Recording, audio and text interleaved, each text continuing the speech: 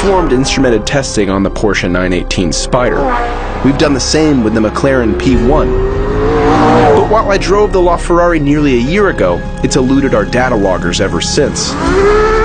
Until today.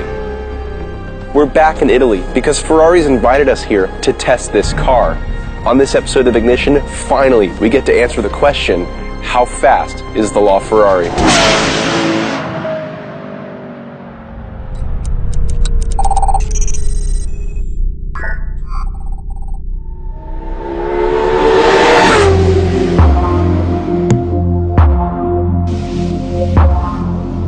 Before we get started, let's have a look at the things that make the LaFerrari so special.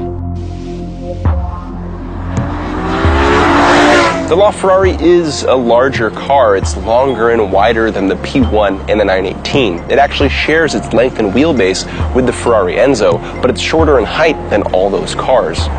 Now you have to appreciate the feast of visual details on this car. My favorite is this black gap between the body panels that goes all around the car. It evokes memories of all the great Ferraris, your 288 GTO, your F40, your F50, and so on. A lot of the details are the work of aerodynamic testing, and this car has active aerodynamics. You can't see when the car is parked and they're not active, but this wing right here comes out. These flaps down here, they move. There's flaps on the bottom of the car and the front that move as well. They're all electronically controlled and adjust accordingly to what the car is doing, giving you more downforce in braking zones and more downforce in the corners, but then going back in so you can accelerate harder. As if you really need to, because with 950 horsepower combined, the LaFerrari is one of the most powerful production cars in the world. You have the V12 from the F12 Berlinetta. Of course, this one makes more power. They've tuned it for more high RPM response. Then they've also put on an electric motor that gives it more low RPM power, instantaneous throttle response, and the result is just power everywhere, but with a wonderful sound from a naturally aspirated V12. Now, one of the first things you notice when you hop in the LaFerrari is this massive cut in the roof here. That makes getting in and out of the car really easy. When you shut the door, you get a satisfying sound and feel as the rest of the car rocks. Now, in front of you, you have this big digital display. It's multi-configurable. It's really easy to see. And behind that, you have this interesting steering wheel with all the controls right on the face. It's a really nice thing to hold on to because the material and the shape makes it really easy to toss the car around. When you reach around the seat, you realize there's no way to adjust it. The seat is bolted right to the carbon fiber tub. And Ferrari actually molds the seat around people who buy this car. They can also get their name right on this plaque here on the steering wheel. The wheel adjusts. It has a large range of adjustment, and so do the pedals to make the seating position easy. It's a pretty aggressive seating position too. My legs are almost flat, and I'm leaning pretty far back. This is more aggressive than what you'd get in an Enzo. The rest of the interior is pretty business-like. It's carbon fiber and carbon fiber. We have the launch control button right here that we'll make good use out of later. And without further ado,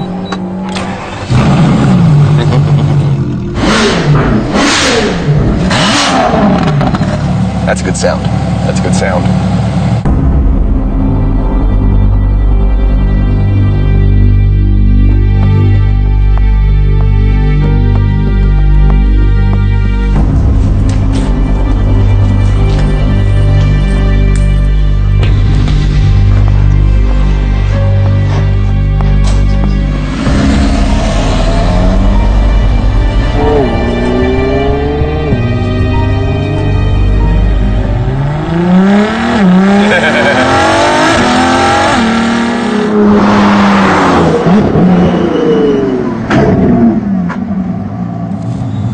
Alright, here's how you do a launch control run in a Ferrari LaFerrari. Stability control off, or ESC off. Manual mode. Left foot planted on the brake. Right foot ready for the gas. I'm going to hit the launch button, go full throttle, and then release the brake.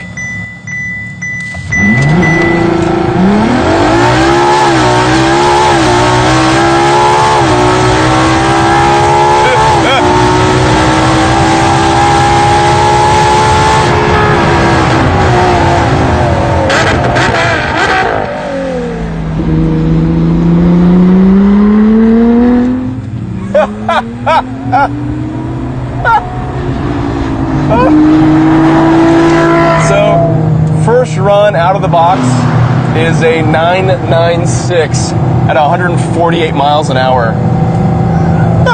Good Lord. So 996 on its first run, that's uncorrected. So we'll have to apply weather correction for that. Jeez, that's fast. Launch mode is activated, and away we go.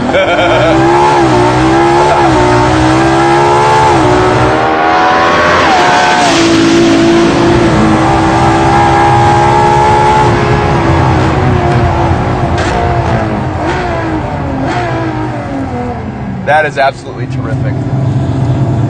That's another 996 at 148. So 2 Excel runs in the bag so far, both of them 996 at 148. Launch.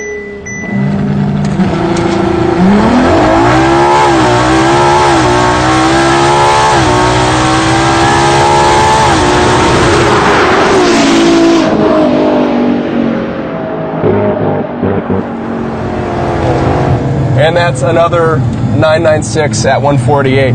I think this car is going to do a 996 at 148 every single time. Once we add rollout and weather correction, that'll probably be the high 9s. That's incredible performance from a street car. The acceleration is immense, of course, but very little drama in the tires, very little drama in the steering. It's really accessible, that speed. The car just happens to go really, really fast, but I feel no problems with looking over to check the laptop. I'm definitely going way too hard into turn 1 over at Fiorano, but I just want to keep feeling the acceleration more. That feels excellent. That feels excellent. After applying our standard 1-foot rollout and weather correction, the acceleration results are 0 to 60 in 2.4 seconds. Matching the Porsche 918. The quarter mile in 9.7 seconds at 148.5 miles an hour. That's a tenth faster than the McLaren P1. And 0 to 150 mile an hour acceleration in 10 seconds, or a tenth of a second slower than the P1. Per the data, the LaFerrari pulls a 1G average from 0 to 65 miles an hour. Let's get a better understanding of how fast these hybrid hypercars are. This is the acceleration of a GTR Nismo, which does an 11-second quarter mile. This is a Porsche 918. This is the McLaren P1. And this is the LaFerrari. Despite routing the most power through 2 driven wheels, the LaFerrari displays the fastest and hardest launch, showing a gap until 55 miles an hour. The P1 surges just ahead of the LaFerrari at 100 miles an hour, indicating a stronger top end. This is likely the result of a cleaner aerodynamic profile afforded by the low ride height race mode. With the least horsepower and the most weight, the 918 is the slowest of the 3. What company you must be in when the slowest car does a 10-second quarter mile pass?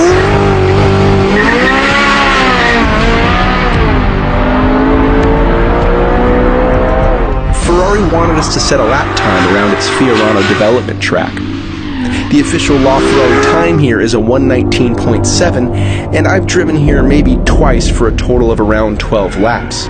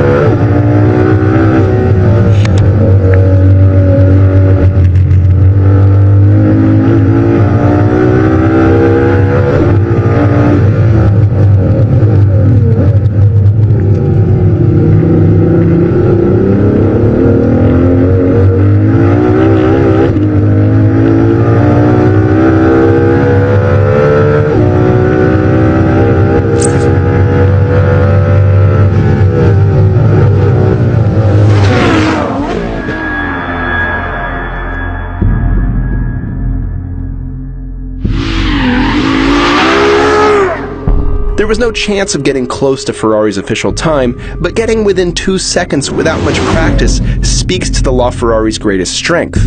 That a car so preposterously capable and powerful, so expensive and exclusive, and so technologically advanced could be so easy to drive fast.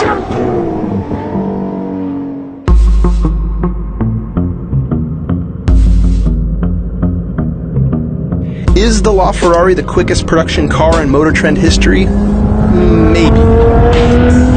Fiorano's downhill front straight was the only place we were allowed to test, and track rules wouldn't let us run backwards for a 2-way average. The fastest quarter-mile run declined by 18.2 feet from start to finish, or 1.4%. The National Hot Rod Association, for reference, allows a 1% maximum grade over the course of a quarter mile. And that means we'll asterisk the LaFerrari's result until we can test a car on level ground. Until then, here's what a 3-way drag race would look like between the LaFerrari P1 and 918.